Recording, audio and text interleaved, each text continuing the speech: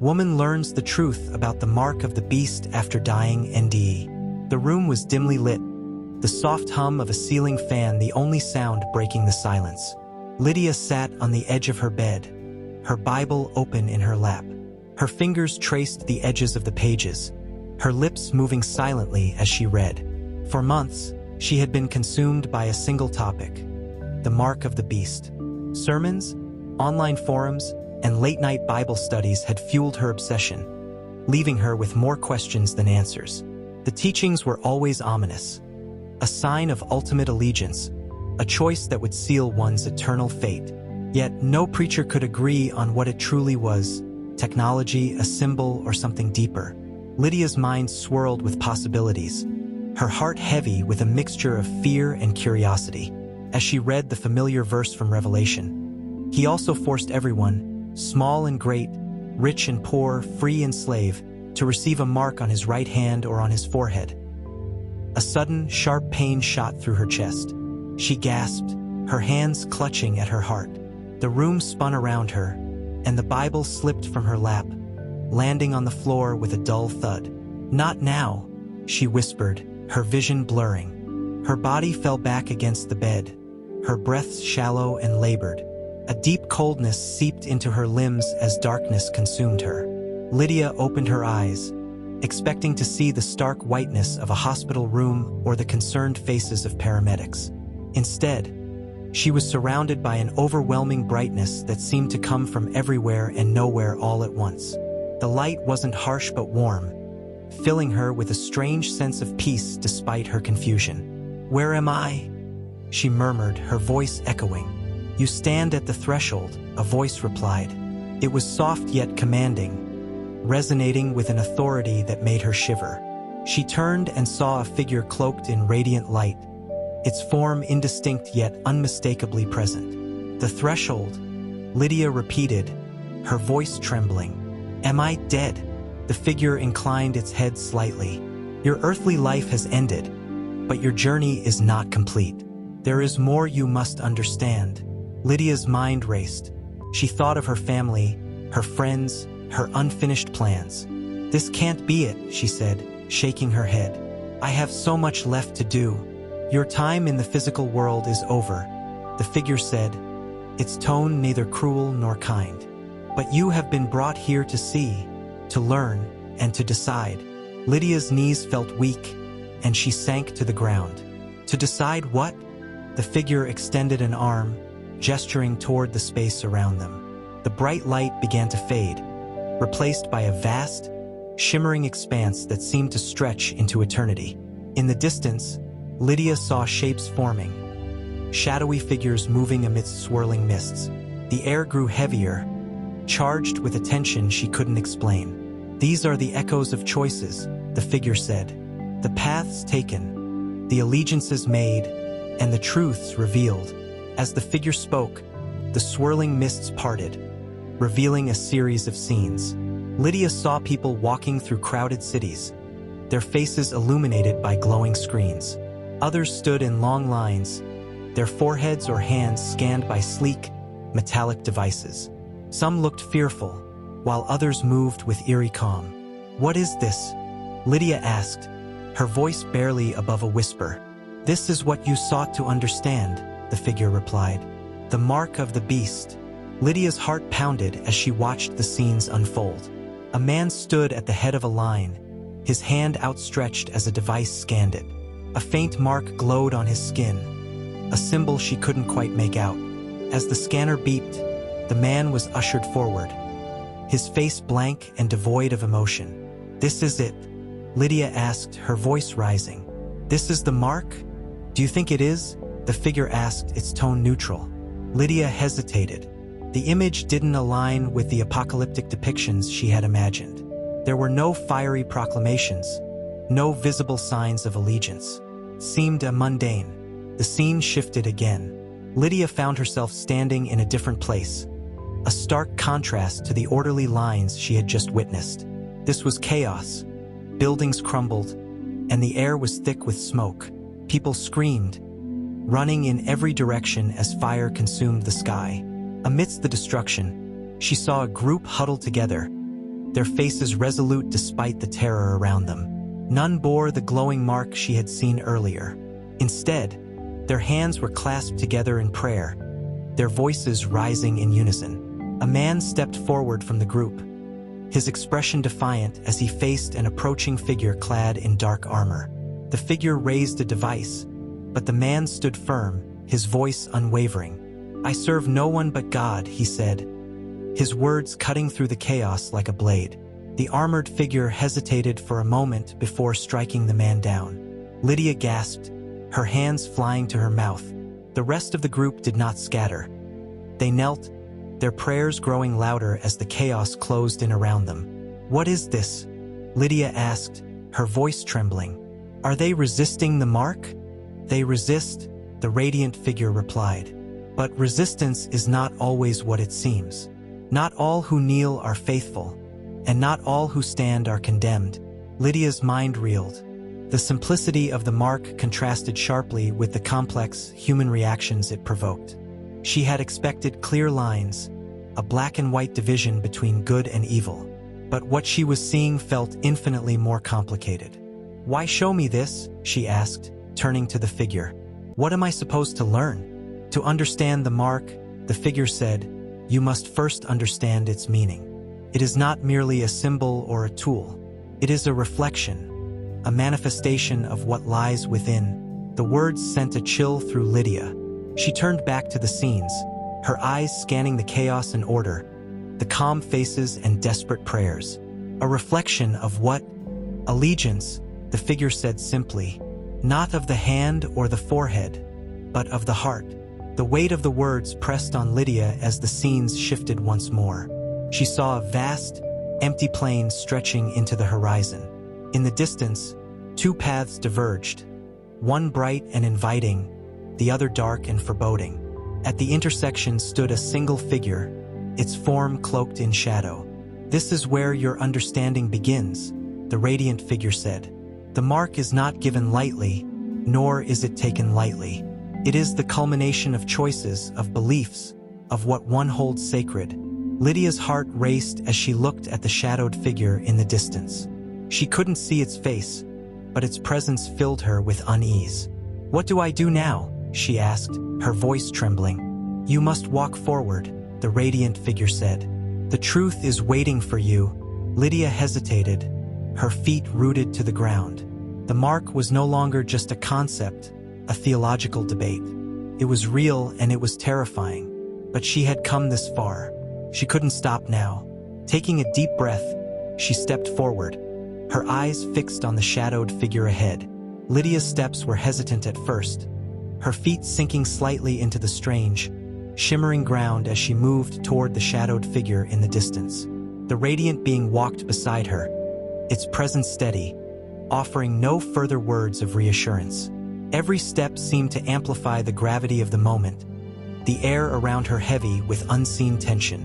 As she drew closer, the shadowed figure became more distinct. Its form was humanoid but shrouded in a swirling darkness that made it impossible to discern its features. The space around it was unnervingly still, as if the air itself feared to move near it. "Who, or what is that?" Lydia asked, her voice trembling. The radiant figure beside her did not stop moving. "It is a reflection much like the mark itself, a manifestation of what you seek to understand." Lydia swallowed hard, her steps faltering. "A reflection of what?" The radiant figure gestured toward the shadowed being. "Of the choices that define allegiance, of the forces that shape the heart." The shadowed figure raised its head, and for the first time, Lydia could make out faint details.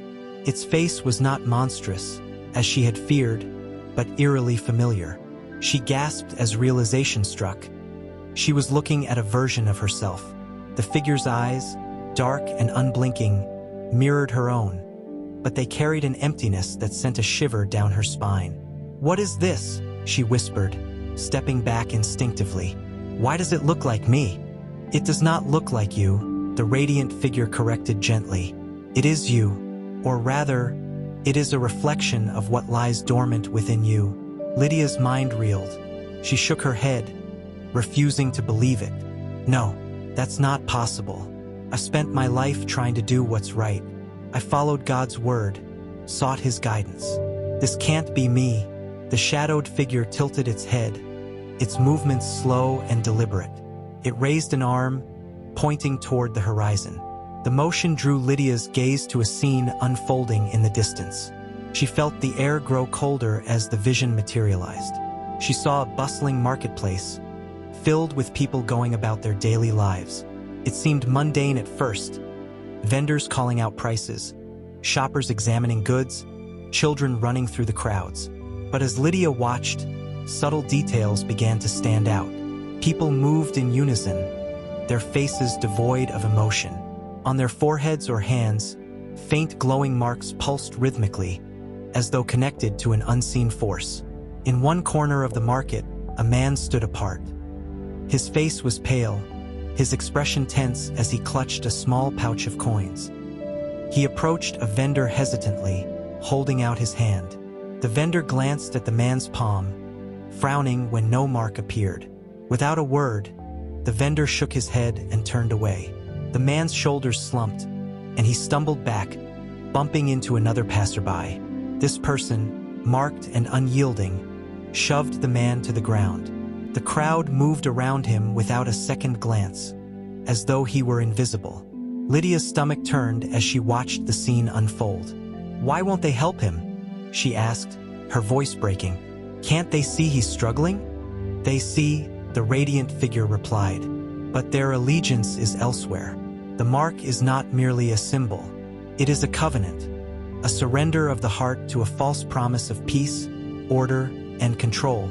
Lydia's chest tightened. She turned to the shadowed version of herself, its empty gaze fixed on the same scene. "Is that what I would become?" she asked. "Someone who turns away, who refuses to help?" The radiant figure's light pulsed gently. "That depends on the choices you make. The mark is not given arbitrarily.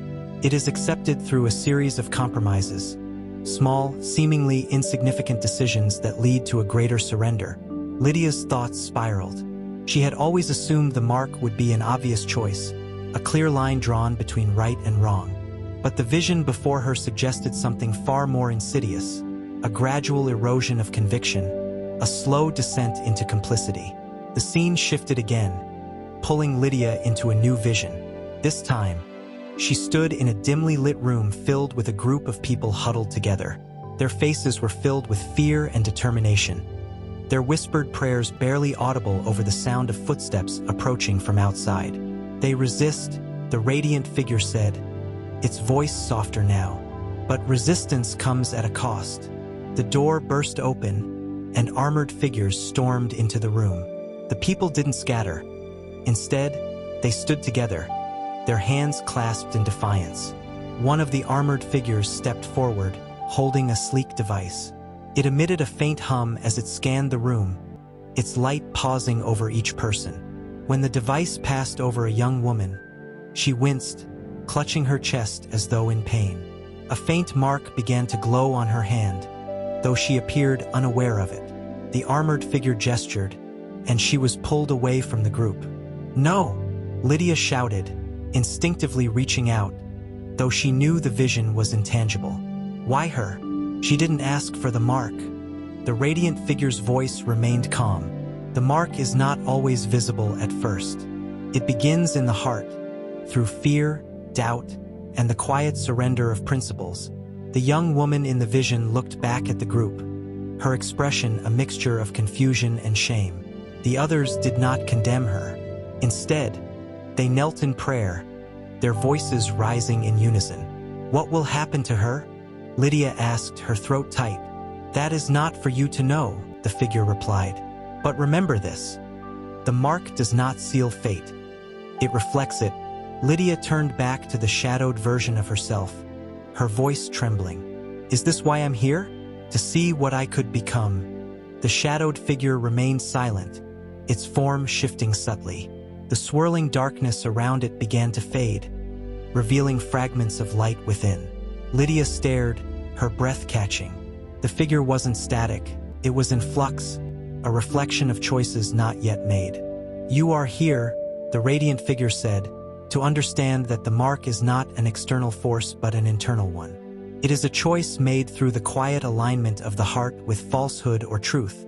Lydia's mind raced as the implications sank in. The mark wasn't just about an external allegiance or a visible symbol.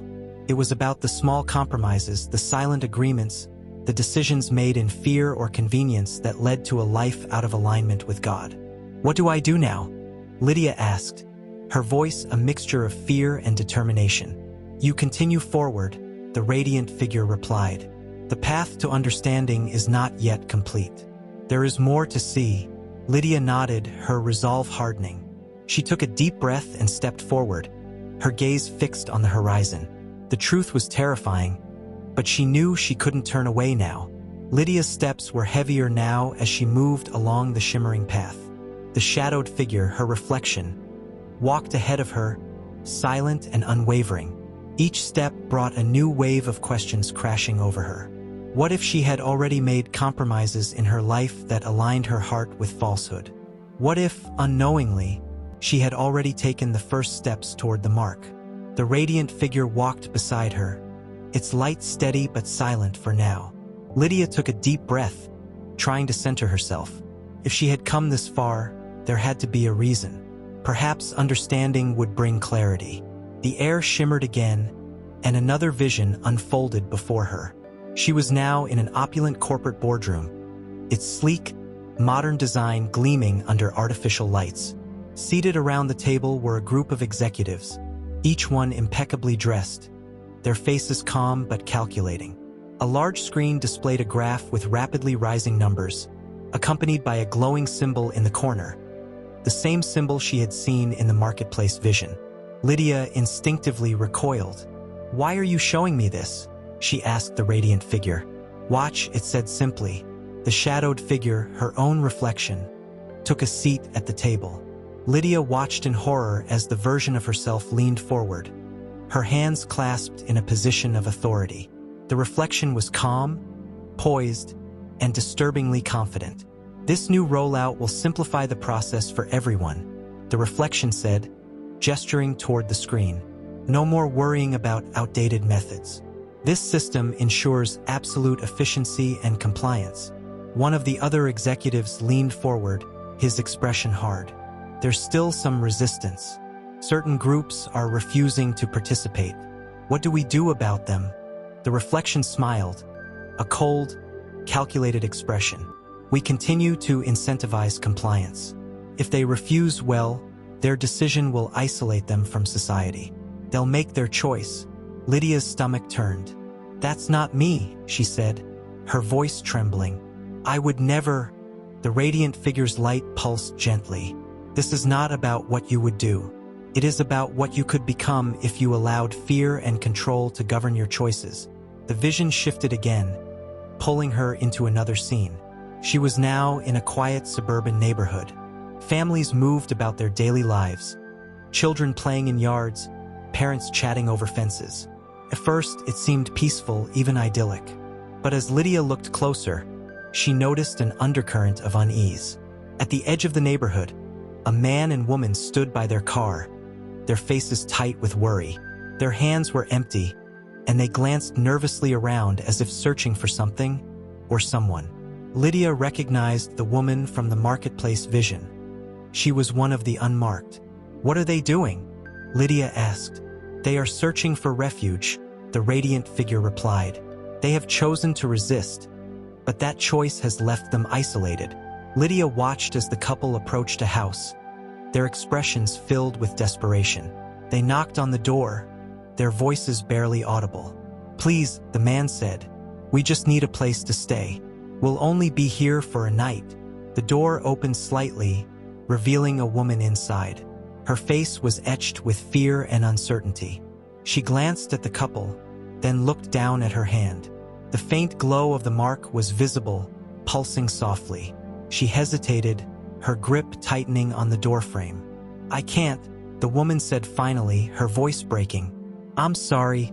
The door closed, leaving the couple standing alone. The man slumped against the car, his shoulders shaking. The woman rested a hand on his back, her expression one of quiet despair. Lydia turned to the radiant figure, her chest aching. Why didn't she help them? She looked like she wanted to. The mark is not only a reflection of allegiance, the figure said. It is also a reflection of fear. Those who bear it may find themselves bound by invisible chains, unable to act against the system they have aligned with. The scene dissolved, replaced by a different setting. Lydia now stood in a vast, barren landscape under a sky filled with swirling gray clouds. In the distance, she saw a small group of people huddled together. Their clothes were tattered, their faces weary, but their eyes held a quiet strength. None of them bore the mark. As she moved closer, she could hear their voices, soft, determined prayers rising against the wind. One of them, a young man with a resolute expression, stood and spoke to the group. "We may be few," he said, "but we are not alone. We stand not because it is easy, but because it is right. We cannot compromise our faith for convenience or fear." Lydia felt a pang of recognition. The young man's words echoed the convictions she had once held so strongly. But had her actions always aligned with those beliefs? She thought of the times she had chosen silence over speaking up, the moments when fear had dictated her decisions. As she watched, one of the group members, a young woman, approached the young man. "What if it's too late?" she asked, her voice trembling. "What if we've already failed?" The young man placed a hand on her shoulder, his gaze steady. "It's never too late to choose truth," he said. "Each moment is an opportunity to realign our hearts. The mark isn't permanent unless we allow it to be." The words struck Lydia like a bolt of lightning. She turned to the radiant figure, her voice urgent. "Is that true? Is it really not too late?" The figure's light pulsed again. "The choices you make now echo into eternity. The mark begins in the heart, but so does redemption. It is never too late to turn toward the light." The barren landscape faded, and Lydia found herself back on the shimmering path. The shadowed version of herself stood nearby, its form shifting slightly. The swirling darkness was less pronounced now, revealing faint glimmers of light beneath the surface. "You are not bound by what you fear," the radiant figure said, "nor are you condemned by what you were. Each moment offers a choice, a chance to align with truth, love, and faith." Lydia looked at the shadowed figure, her reflection. For the first time, she didn't feel fear. She felt understanding. This version of herself wasn't her enemy. It was a reminder of the path she could take if she let fear and complacency rule her heart. "What happens next?" she asked, her voice steady. "There is still more to see," the radiant figure replied. "The journey is not yet complete." Lydia nodded, her resolve hardening. She turned her gaze to the horizon, the path stretching ahead of her. The truth was becoming clearer, and she was ready to face whatever came next. The path stretched before Lydia, its shimmering surface shifting with every step she took. The air was heavy, thick with the weight of unseen truths. The radiant figure walked beside her, its light constant but unobtrusive, allowing her to process what she had already seen. Ahead, the shadowed version of herself, her reflection, moved in silence, still cloaked in swirling darkness. It was no longer frightening, but it carried a quiet intensity that made Lydia uneasy. This figure represented possibilities, decisions she might have made, or paths she might yet take. "What determines whether someone bears the mark?" Lydia asked, breaking the silence. "Is it one choice, one moment, or is it something else?" The radiant figure's light pulsed gently. "The mark is not a single act," it said. "It is the culmination of small choices made over time. Each decision aligns the heart closer to truth or to deception." As the figure spoke, the air shimmered, and Lydia found herself standing in a small, familiar kitchen. The faint aroma of coffee lingered in the air, and sunlight streamed through the window, casting a warm glow over the room. A woman stood at the counter, her back to Lydia, slicing vegetables. It took a moment before Lydia recognized her.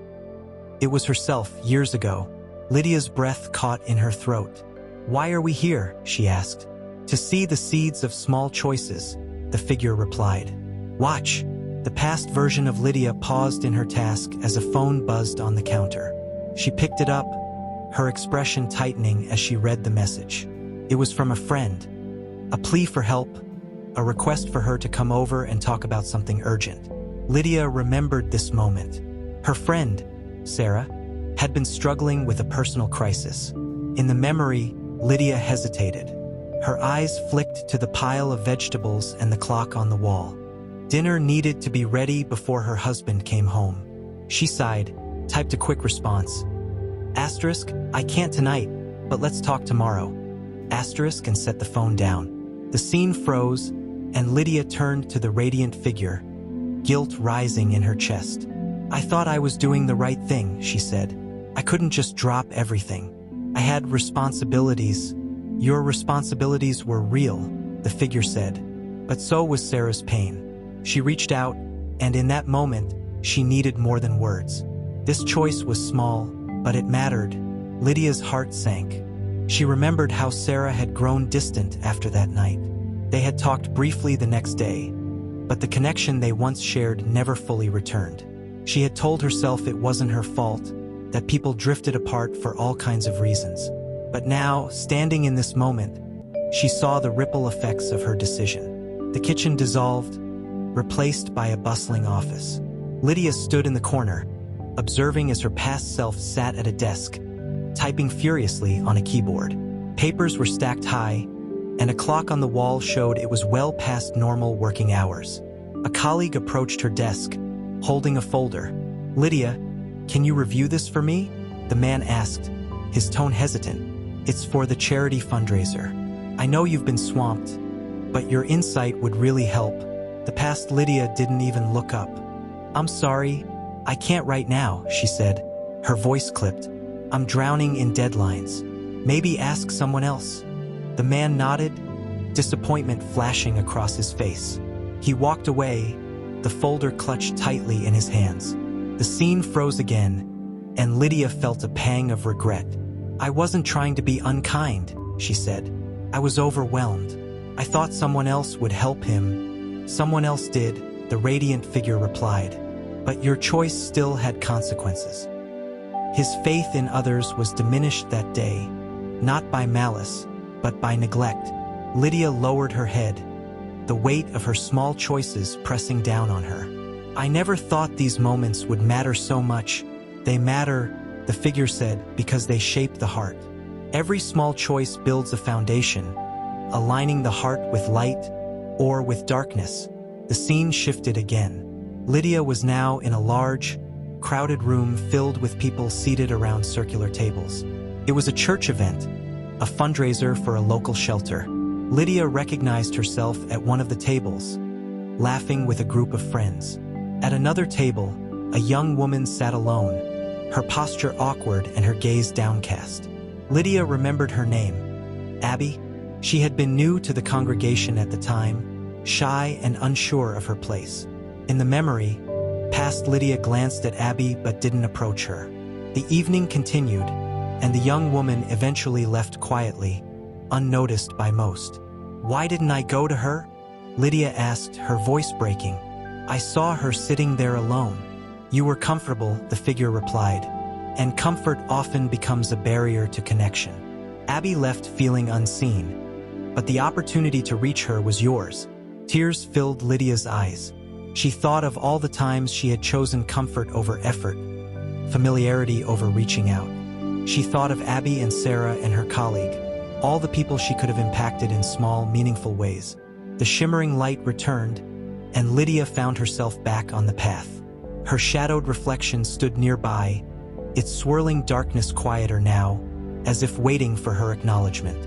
I didn't see how much these moments mattered, Lydia said softly. I thought I was doing enough. Many do, the figure replied. But the mark is not given in grand declarations. It begins with small compromises, small refusals to act in love. These choices build upon one another, shaping the heart. Lydia turned to her shadowed reflection, her voice trembling. Are you what I would become if I continued ignoring these moments? The shadow didn't respond, but its form seemed less solid now, its edges blurring. Lydia stared at it, a flicker of determination rising within her. She wasn't bound by her past. She could choose differently now. "What do I do?" she asked the radiant figure. "How do I change?" "You already have," it said. "Understanding is the first step. But the journey is not yet complete. There is more to see." Lydia nodded, her resolve strengthening. The path stretched before her, its shimmering light beckoning her forward. She took a deep breath and stepped forward, ready to face the truth of her journey.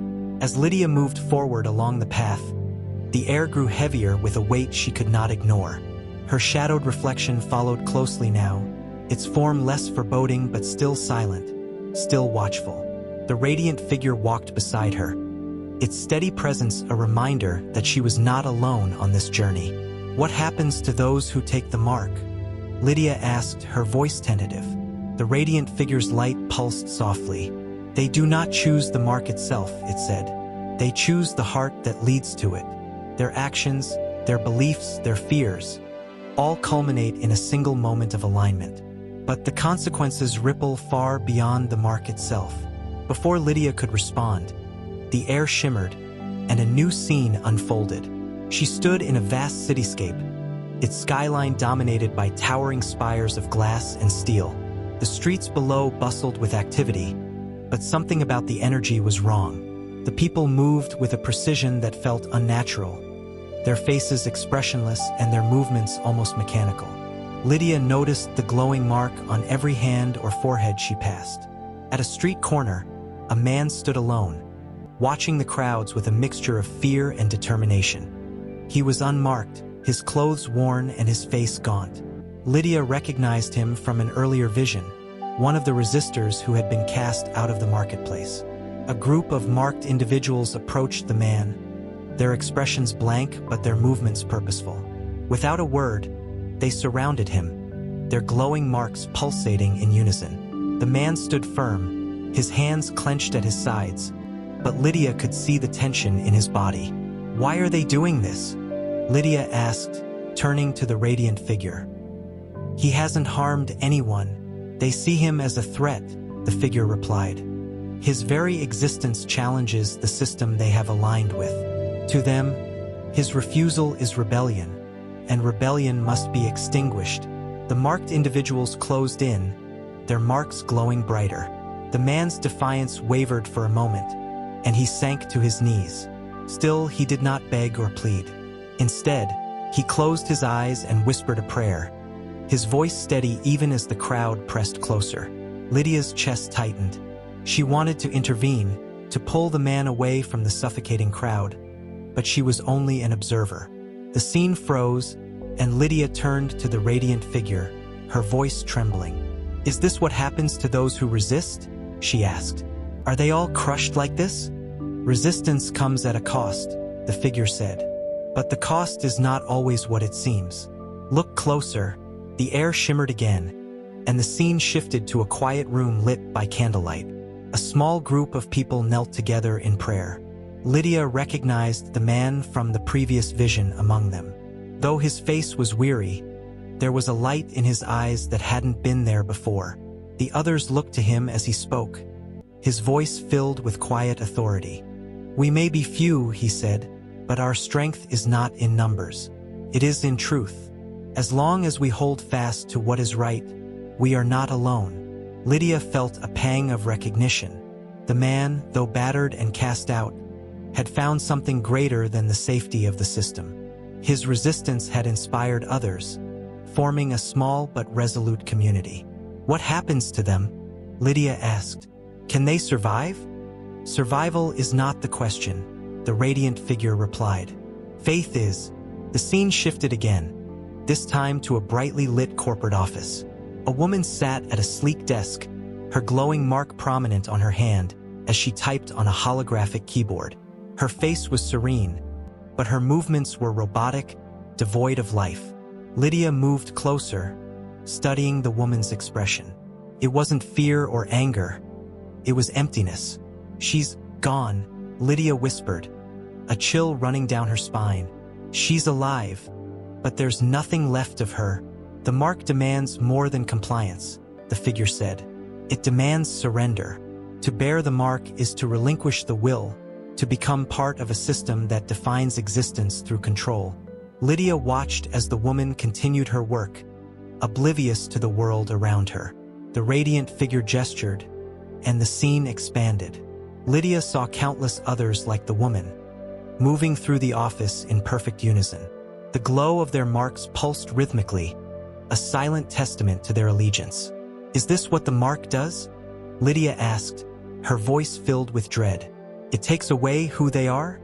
"The mark reflects what they have already given up," the figure said. "It is not forced upon them. It is accepted through fear, through complacency, through the gradual erosion of conviction." Lydia's thoughts swirled. She had always imagined the mark as something external, something imposed upon the unwilling. But now she saw it for what it truly was, a culmination of choices, a slow surrender of the heart to a false sense of safety and control. The scene dissolved, and Lydia found herself back on the path. Her shadowed reflection stood nearby, its form flickering with faint glimmers of light.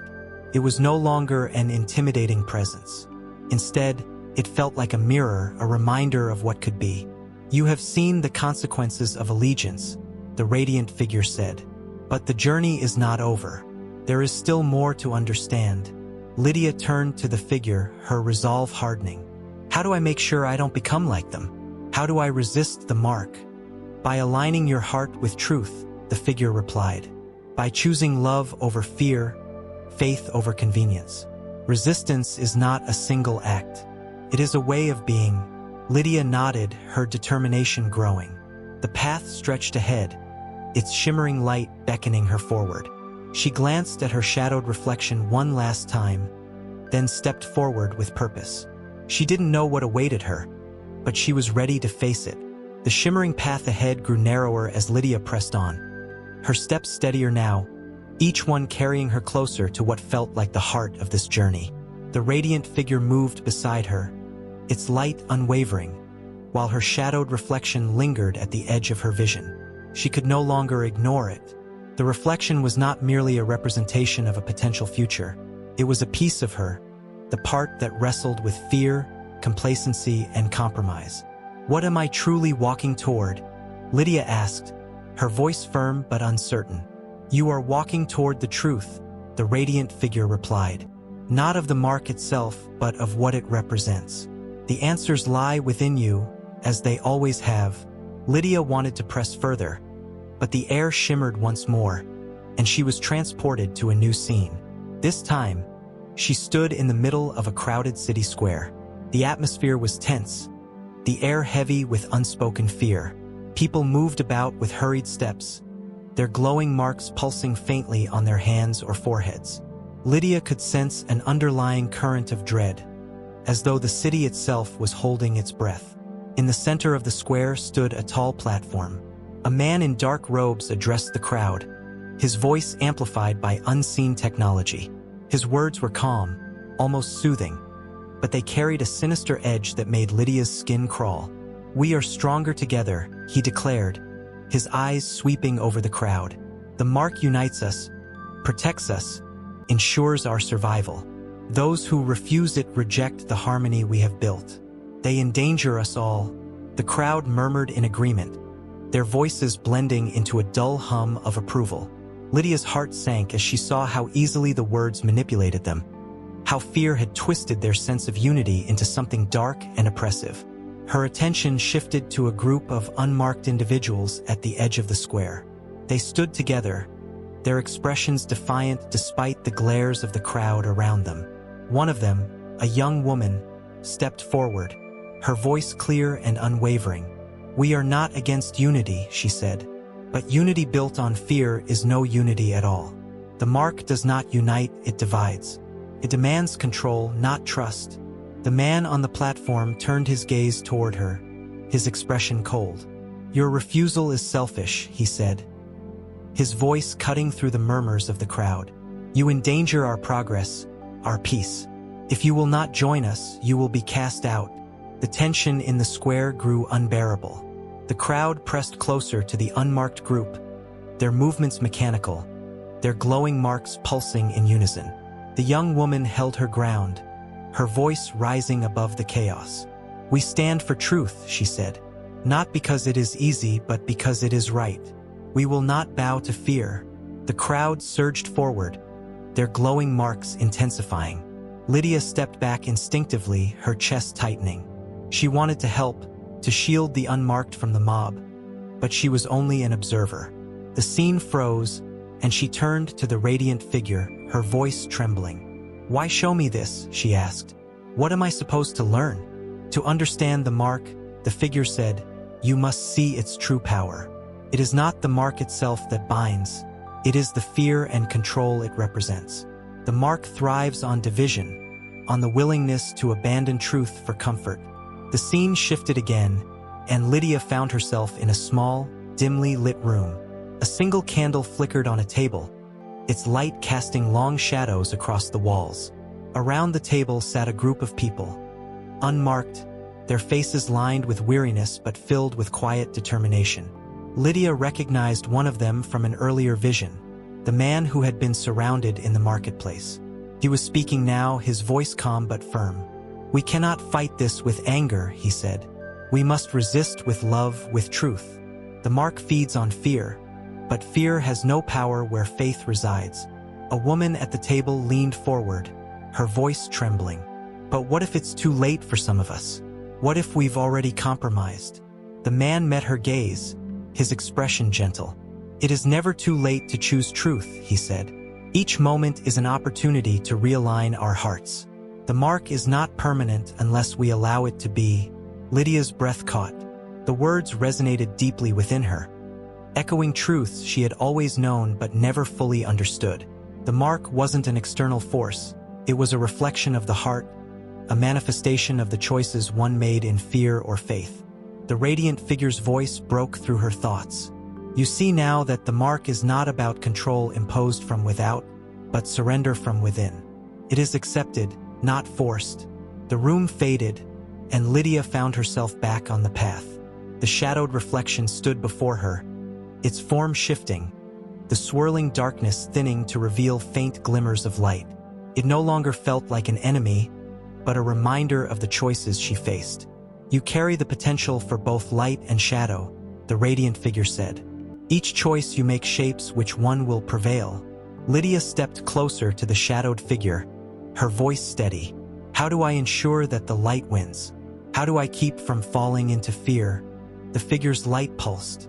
"By aligning your heart with truth, by choosing love over fear, faith over doubt. The mark begins not on the hand or the forehead, but in the heart. Each moment offers a choice. Choose wisely." Lydia reached out, her hand passing through her shadowed reflection. The darkness dissolved, leaving only light. She took a deep breath, her resolve hardening. She could feel the truth settling within her, a quiet but unshakable certainty. The path ahead stretched into the horizon, its shimmering light inviting her forward. She turned to the radiant figure, her voice calm but firm. "I'm ready to see what comes next." The figure nodded, and the air shimmered again. Lydia stepped forward, her heart aligned with truth, her mind clear. She knew the journey wasn't over, but she was prepared to face whatever lay ahead. The shimmering path began to dissolve into a vast, radiant expanse, and Lydia felt a powerful shift in the air around her. The weight of all she had seen and learned pressed on her chest, but there was also a growing sense of clarity, a lightness that hadn't been there before. The radiant figure walked beside her, its presence steady and unyielding, while her shadowed reflection lingered in the background, its form faint but still present. Lydia stopped, the expanse around her shimmering with hues of gold and silver. She turned to the radiant figure, her voice calm but tinged with urgency. "I've seen the mark. I've seen its power, its meaning. But how do I ensure I never align with it? How do I resist truly and fully?" The figure extended its arm, and the air shimmered. Before them appeared a massive, glowing tree, its branches reaching high into the infinite expanse. Its roots stretched deep, intertwining with the ground beneath them. The tree pulsed with light, and Lydia could feel its presence in her very soul. A symbol of life, choice, and truth. "This is the heart of your journey," the radiant figure said. The tree represents all choices, all paths. Its roots are the foundation of truth, but its branches reach into every direction, reflecting the many ways hearts can turn. Lydia stepped closer, her breath catching as she noticed symbols etched into the bark. Small, glowing marks like the ones she had seen on the people in the visions. But these were different. They weren't sinister or oppressive. Instead, they seemed to hum with energy, as though waiting for something or someone. "What are these?" she asked, running her fingers along the markings. "They are choices," the figure replied. "Each mark represents a decision, a moment of alignment. They are neither inherently good nor evil. They simply are." Lydia frowned, her mind racing. But the mark of the beast, what makes it different? What makes it so dangerous? The figure's light pulsed gently. The mark you fear is not a symbol imposed upon the unwilling. It is a reflection of a heart turned away from truth. It thrives on fear, on the erosion of conviction, on the quiet surrender of faith. The tree shimmered, and Lydia saw a vision unfold within its branches. She saw herself in various moments, small, seemingly insignificant choices she had made throughout her life. There she was, brushing off a friend's cry for help because she was too busy. There she was again, choosing to remain silent in the face of injustice because speaking out felt too risky. Each moment flickered briefly before dissolving, but their cumulative weight settled over her like a stone. "Each of these moments aligned your heart," the figure said. "Not all choices are final, but each one shapes the soul." Lydia's eyes filled with tears. "So, I've already begun to take the mark," she said, her voice trembling. "Haven't I?" The figure's light grew brighter, enveloping her in warmth. "Not all alignment is permanent," it said. "Each moment offers the chance to realign. The mark is not a single event. It is the culmination of choices. But redemption is always within reach." The vision shifted, and Lydia saw new moments. Times when she had chosen faith over fear, love over complacency. She saw herself comforting a grieving stranger, speaking out when it was inconvenient, and standing firm in her convictions despite the cost. These moments, too, left marks. Marks of light that glowed brightly against the darkness. "The heart can bear many marks," the figure said, "but only one will define it in the end." The tree began to fade, and Lydia found herself standing at the edge of a great chasm. On the other side, she saw a gate bathed in golden light, its intricate carvings alive with movement. It was both beautiful and overwhelming, a symbol of finality and hope. "You stand at the threshold," the figure said. "This is the culmination of your journey. The gate leads to eternity, to peace and unity with truth. But your choice remains." Lydia's heart pounded. "My choice? To align fully with truth," the figure said. "To relinquish fear, doubt, and complacency. To walk the path of love, even when it is hard. This is the mark of light."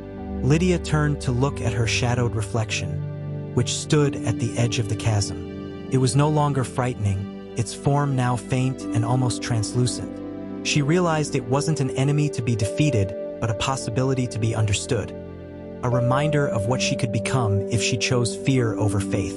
"I don't want to carry that darkness anymore," Lydia said, her voice steady. "I want to align my heart with truth." The figure extended its hand, and Lydia took it. The chasm before her dissolved, replaced by a steady, glowing bridge that led to the gate. She stepped onto the bridge, her shadowed reflection fading entirely, leaving only the light within her. As Lydia approached the gate, it opened slowly, revealing an indescribable brilliance beyond. It wasn't just light. It was a presence, a fullness, a sense of home. Tears streamed down her face as she stepped forward, her heart unburdened and her soul aligned with the truth she had sought for so long.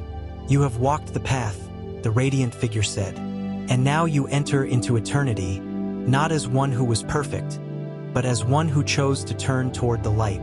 The warmth enveloped her, and for the first time, Lydia felt truly free. The questions, the doubts, the fears, they were all gone, replaced by a profound sense of love and belonging. The gate closed behind her, and the expanse faded into endless light. Lydia awoke with a jolt, her chest rising and falling as she gasped for air. She was back in her bedroom, the faint hum of the ceiling fan and the soft light of dawn filtering through the curtains grounding her in the present. Her Bible lay open on her lap, the page slightly crinkled where her hand had rested during her collapse. She sat up slowly, her mind spinning. The vivid journey she had just experienced felt like more than a dream, more than a vision. Every word, every scene, every truth she had encountered remained clear in her mind, etched into her soul like the marks she had seen in the visions. Her eyes fell on the verse she had been reading before it all began. He also forced everyone, small and great, rich and poor, free and slave, to receive a mark on his right hand or on his forehead. This time, the words carried a weight she hadn't felt before. The mark was no longer a distant, apocalyptic symbol. It wasn't something external forced upon her, but a reflection of the choices she made every day. Tears welled up in her eyes as she whispered a prayer. "Thank you for showing me, Lord. Thank you for the chance to realign my heart with your truth." Her mind replayed the moments of her journey. The crowded marketplace, the defiance of the unmarked, the glowing tree of choices, and her shadowed reflection. Each memory reminded her that the mark wasn't an event. It was a process. It was the culmination of small decisions made in fear, complacency, or convenience. But it was also something she could resist through love, faith, and truth. The realization filled her with a renewed sense of purpose. She thought of the people she had overlooked, the opportunities to act in love that she had missed, the small compromises that had seemed insignificant at the time but now stood out as defining moments. She couldn't undo the past, but she could choose differently moving forward. As the sun rose higher, Lydia stood, her legs steady beneath her. She reached for her phone, texting a friend she had brushed off days ago, asking how they were. She opened her calendar and blocked time to volunteer at the shelter she'd always meant to visit.